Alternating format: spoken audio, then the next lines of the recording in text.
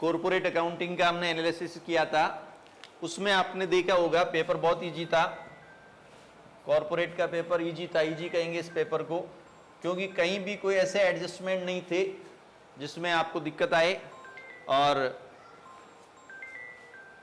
आपने जो रात की जो तैयारी रही है आपकी, मैं आपको शुरू से कह रहा था कि आप जो तैयारी करें अपना एक फिक्स सिस्टम बना के करें। रात को क्या होता है कि आप मोस्ट क्वेश्चन के चक्कर में आपका पूरा 100% ध्यान मोस्ट क्वेश्चन पे चल जाता है, तो फिर आप साल भर का पढ़ाया हुआ बिल्कुल भूल जाते हैं। और एग्जाम में जब आप बैठते टाइम आप तुरंत ये कोशिश करते हैं कि जो रात को पेपर आया था या रात को जो क्वेश्चन आए थे वो मिले क्या, और जैसे ही वो नहीं मिलते हैं तुरंत आपका ब्रेन खाली हो जाता है। मतलब उस टाइम बॉडी में पसीने आने शुरू हो जाते हैं और फिर अच्छे क्वेश्चन भी आपको टिपिकल लगने लग जाते हैं। इसलिए ध्यान रखें, तैयारी जो कंटिन्यूटी में चलती आई है वही तैयारी रखें। वहां बिल्कुल इजी वे में वहां बैठें, आप वहां बैठकर 2-3 मिनट तक खुद को टाइम दे, पेपर भले ही नहीं खोले और इस उम्मीद से मत जाए कि जो रात को कोई पेपर आपके पास या कोई मोस्ट क्वेश्चन आए थे उनमें से आए ही आए। अगर आप नॉर्मल रूटीन में देखते हैं तो पेपर बहुत सिंपल था। अगर मैंने आपको कहा था यूनिट सिस्टम से आप करें, तो यूनिट सिस्टम से अगर आप पेपर को करते तो आपको वैल्यूएशन ऑफ गुडविल का आपको थ्योरी मिल गई थी, बताई हुई यूट्यूब पे चढ़ी हुई है थ्योरी। और रिडम्पशन ऑफ प्रेफरेंस शेयर का वो थ्योरी जैसा ही प्रैक्टिकल था। अगर आप नॉर्मल रूटीन में रह के रिडम्पशन ऑफ प्रेफरेंस शेयर कर सकते थे, फिर अपने इसके अलावा हमने कंसोलिडेटेड बैलेंस शीट को भी सेपरेट में लिया था यूनिट के अलावा, तो कंसोलिडेटेड का भी मिल गया था। एफएडीएम का आप कैसे मैनेजमेंट करेंगे? सबसे पहले डिपार्टमेंटल आप कर लें। डिपार्टमेंटल क्वेश्चन अगर आप करते हैं तो सिंपल क्वेश्चन करें। डिपार्टमेंटल के पेपर सिंपल आ रहे हैं, उनको भी पता है कि लॉकडाउन रहा है, पढ़ाई डिस्टर्ब रही है, तो डिपार्टमेंटल आप थ्योरी एंड प्रैक्टिकल करें।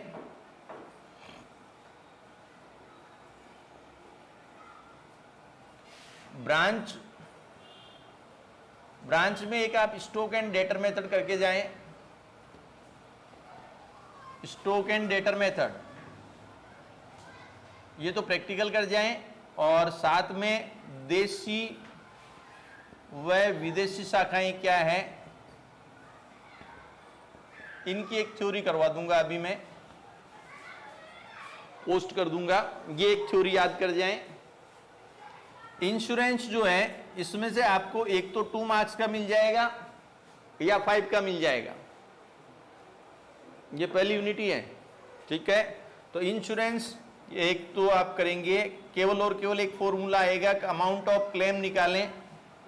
इसमें आपको एक क्वेश्चन दिया हुआ रहेगा सिंपल, क्लेम की अमाउंट बताएं।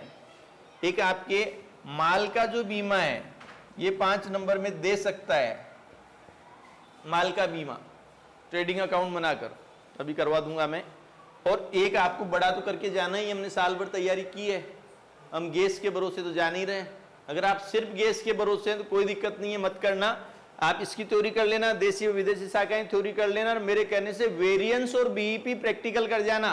बीईपी आप एफएम के लिए कर लेना, बीईपी आप बीकॉम फाइनल के लिए कर लेना। बीकॉम फाइनल में भी बीईपी है, इसमें भी बीईपी है, एफएम में भी बीईपी है, तो ये मान के कर लेना कि एफएम में भी काम आ जाएगा। और वेरिएंस का मैंने अपलोड कर रखा है वीडियो, ठीक है, तो आप उसको 2-3 बार देखेंगे, थोड़ा रोक रोक के देखना, तो तुरंत आपको लगेगा कि ये आराम से हो गया, ठीक है। अभी मैं ले रहा हूं, इंश्योरेंस ले लूं या ये देशी और विदेशी शाखाएं लूं? इंश्योरेंस ले लेता हूं, ठीक है। बिल्कुल सिंपल वे में ले रहा हूं मैं।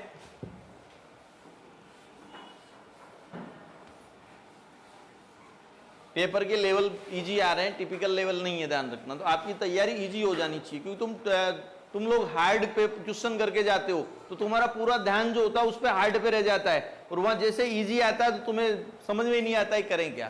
तो आप अपने आप को इजी रख के जाएं, ठीक है। इंश्योरेंस में देखें,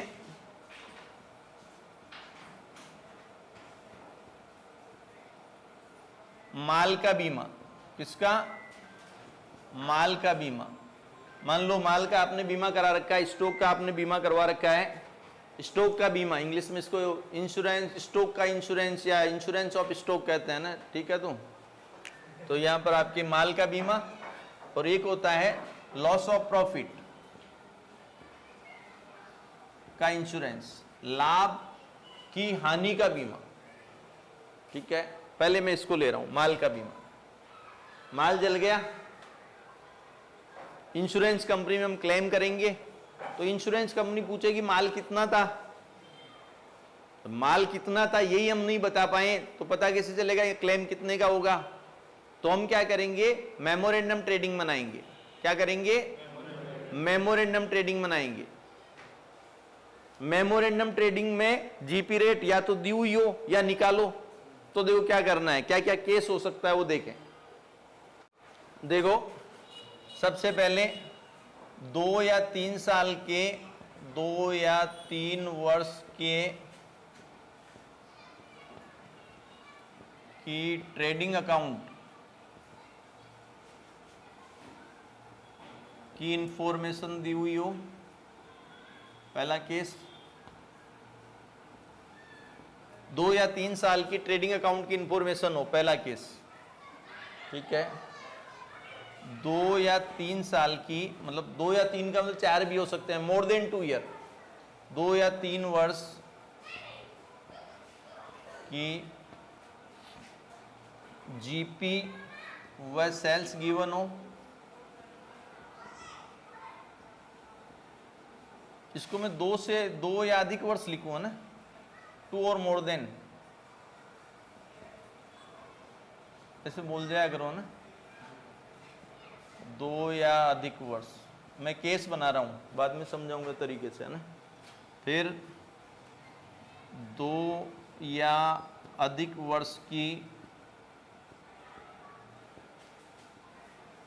जीपी रेट गिवन है, ठीक है। ये 3 केस, बाद में 1 साल का ले लेंगे।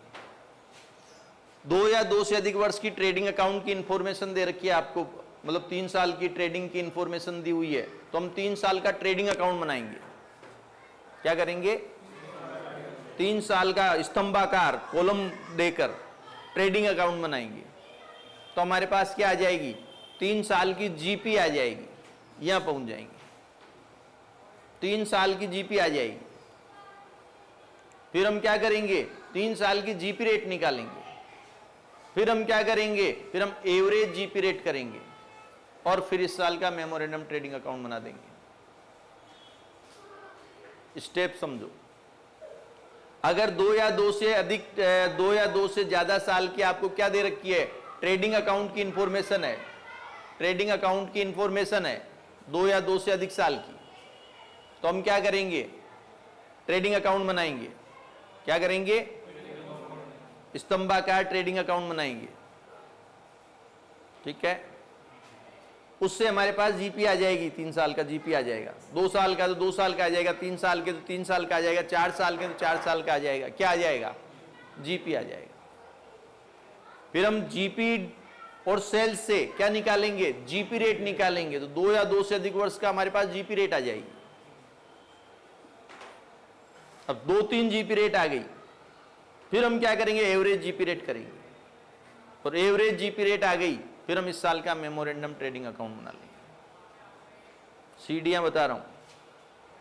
अगर हम यहां पर हैं तो 2-3 साल 4 साल का ट्रेडिंग अकाउंट बनाएंगे, फिर हम यहां पहुंचेंगे, फिर हम यहां पहुंचेंगे, फिर हम एवरेज जीपी रेट कर लेंगे। अगर हम यहां पर हैं, किसी क्वेश्चन में डायरेक्ट 3 साल की जीपी और सेल्स दे दे, तो हम GP divide by sales into 100, GP divide by sales into 100, GP divide by sales into 100, GP rate निकालेंगे। अब 2-3 जीपी रेट आ गई तो हम एवरेज जीपी रेट निकालेंगे, और फिर मेमोरेंडम ट्रेडिंग अकाउंट बना देंगे।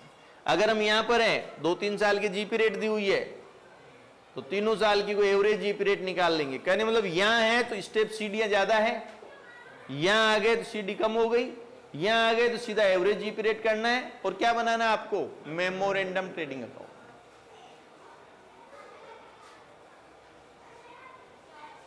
बोल जा, आ गया समझ में। अब क्या करना है,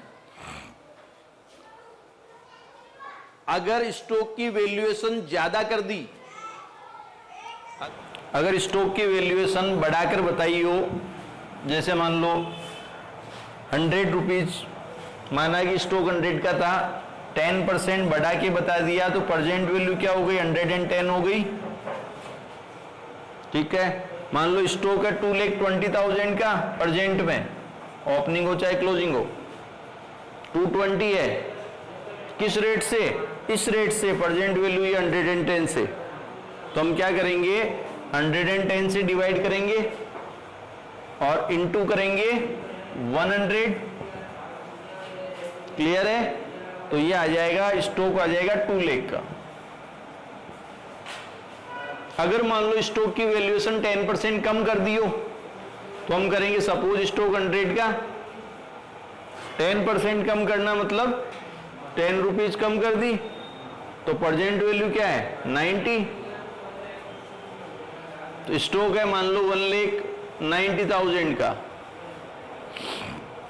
180 का मान लो दिया हुआ है 10% कम करके, तो मैं डिवाइड करूंगा किससे 90 से और इनटू करूंगा 100, तो कितना आ जाएगा 2 लाख। कहने का मतलब अगर स्टॉक की वैल्यूएशन बढ़ाकर बता रखी है तो बढ़ी हुई राशि से डिवाइड कर देना, इनटू 100 कर देना, कम करके वैल्यूएशन कर रखी है तो कम वाली राशि से डिवाइड कर देना और इनटू 100 कर देना। ये आ जाएगा आपके valuation of real value of stock. कई बार 2 नंबर या 4 नंबर में भी ऐसा क्वेश्चन आ सकता है। ठीक है, अब आप करेंगे क्या, कैसे करेंगे, ये तो मेथड हो गए। अब हम करते हैं ट्रेडिंग अकाउंट बना लेते हैं। देखो ट्रेडिंग कैसे बनाना है वो देखें।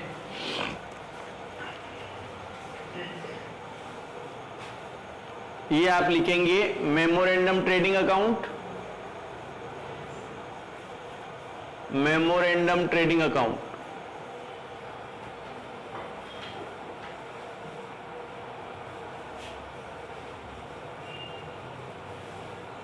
या 2 ओपनिंग स्टॉक, 2 ओपनिंग स्टॉक लिख लिया। 2 परचेज अकाउंट, नेट परचेज मतलब परचेज रिटर्न घटाकर, नेट परचेज लिखी जाती है। 2 डायरेक्ट एक्सपेंस में इसमें ज्यादा कुछ नहीं आएगा, कैरिज आ सकता है, वेजेज आ सकती है, फ्राइट, कैरिज या वेजेज या फ्राइट या कैरिज इनवर्ड कह सकते हैं। उधर दे दो उनको, 10 उनको दे दो, हाँ कोई दिक्कत। 2 कैरिज इनवर्ड, ठीक है। इधर by sales, by sales less return, ये by sales less sales return, ठीक है। और बाई क्लोजिंग स्टॉक। अब क्लोजिंग स्टॉक ही तो हमें चाहिए, क्लोजिंग स्टॉक निकालें कैसे, 2 चीज बैलेंसिंग फिगर नहीं आती तो हम क्या करेंगे, यहाँ ग्रॉस प्रॉफिट निकालेंगे। पहले ग्रॉस प्रॉफिट कैसे निकालेंगे, एवरेज जीपी रेट से, जो मैंने अभी आपको सीढ़ियां बताई थी, एवरेज जीपी रेट से। कैसे, यहां sales into average GP rate divide by 100 कर देंगे, ठीक है। तो ये आ जाएगा जीपी, ग्रॉस प्रॉफिट आ जाएगा। फिर यहां पर बैलेंसिंग फिगर क्या आ जाएगी, क्लोजिंग स्टॉक। बैलेंसिंग फिगर क्या आएगी, क्लोजिंग स्टॉक आ जाएगा, ठीक है। अब ये इंश्योरेबल अमाउंट होती है, ध्यान रखना क्या होती है, ये इंश्योरेबल अमाउंट होती है। कौन, क्लोजिंग स्टॉक वाली अमाउंट क्या होती है, इंश्योरेबल अमाउंट। इतने का बीमा होना चाहिए, बीमा योग्य राशि। अगर इसके बराबर बीमा है तो क्लेम 100%। मान लो ये 1 लाख है, मान लो ये 1 लाख है और बीमा 1 लाख का करवा रखा है, एक 20 का करवा रखा है, एक 50 का करवा रखा है, 2 लाख का करवा रखा है, तो क्लेम 100% मिल जाएगा जितना जला। लेकिन अगर इससे कम बीमा करा रखा है इस अमाउंट से बीमित राशि यदि कम है तो एवरेज क्लॉज एप्लीकेबल हो जाता है, औसत वाक्य लागू हो जाता है, मतलब फॉर्मूला लगेगा किसके लिए? अमाउंट ऑफ क्लेम के लिए, जो अलग से 2 नंबर में आ सकता है, अलग से आ सकता है। वापस बोलूं, क्लोजिंग स्टॉक के बराबर बीमा होना चाहिए या उससे ज्यादा अगर बीमा है, बीमित राशि इंश्योर्ड अमाउंट उससे ज्यादा है तो 100% क्लेम मिल जाएगा। लेकिन यदि इंश्योर्ड अमाउंट बीमित राशि इससे कम है तो औसत वाक्य लागू होगा, एवरेज क्लॉज एप्लीकेबल। तो फिर आपको क्लेम का फॉर्मूला लगाना पड़ेगा। तो यहां देखो, सबसे पहले तो यहां लिख लेते हैं, यहां लिख दूं, आग की तारीख को गोदाम में माल, आग की तारीख को गोदाम में माल,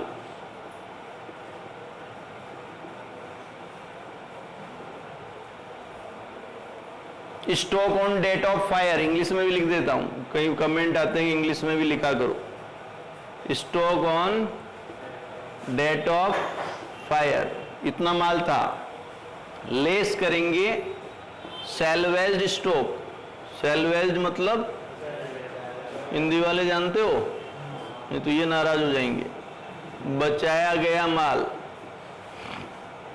समस्या एक नहीं है। तो ये आएगा नष्ट माल का मूल्य, क्या आएगा?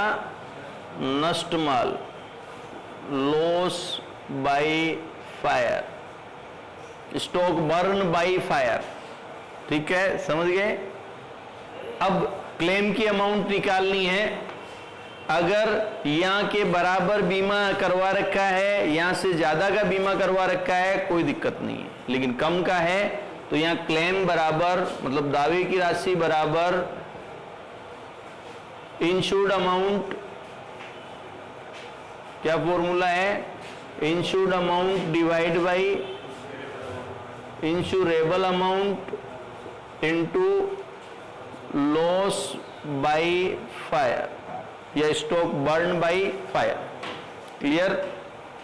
अब आप फॉर्मूला लगा दो, क्लेम की अमाउंट आ जाएगी। देखो ये 2 में भी आ सकता तो सिर्फ ये आएगा, 3-4 चीज दे देगा, इतने का स्टॉक है, इतना बीमित राशि है, इतना बचा लिया। अगर ये 5 में आता है तो थोड़ा सा बड़ा रूप दे देगा, और अगर ये 15 में आता है तो थोड़ा और 2-3 साल के ट्रांजैक्शन दे देगा। समझ गए? तो ये आपके किसका? स्टॉक का बीमा। अब मैं ले रहा हूं किसका? लाभ की हानि का बीमा। फिर लूंगा मैं थ्योरी का क्वेश्चन।